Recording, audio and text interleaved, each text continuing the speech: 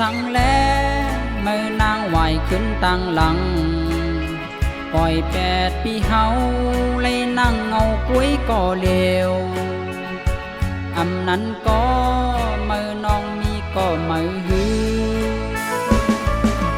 บอกอันใจเฮาปิดปันน้องก็เลวเป็นสังแลเมื่อนางปล่อยทุกลงกว่าปล่อย8 ปีเฮาเลยนั่งเงาวนก็เลวกับสังแลเมื่อนางเฮ็ดได้ต่อใจอ๋อตั้งฮักเฮาเลยผาดยานกันมานั้นโหเจอสู้เป็นย้อนเงินทำยาหือถึงยามเลวใจเฮาก็เลยเจ็บใจ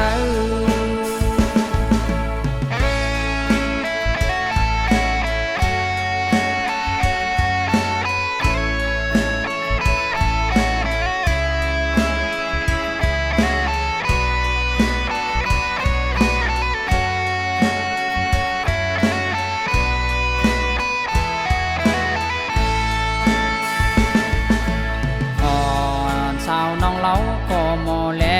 นกอบสังแลเมื่อนางไหวขึ้นตั้งหลังปล่อย8 ปีเฮาเลยนั่งเงากุ้ยก็เลวอำนั้นก็เมื่อน้องมีก็มือหือบอกอันใจเฮาปิดปันน้องก็เลวเป็นสังแลเมื่อนางปล่อยทุกลงกว่าปล่อย8 ปีเฮาเลยนั่งเงาวนก็เลว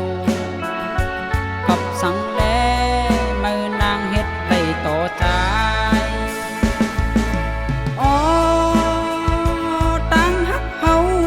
เลยผาดยานกันมานั้นโหเจอสู้เป็นย้อนเงินทำยาหือ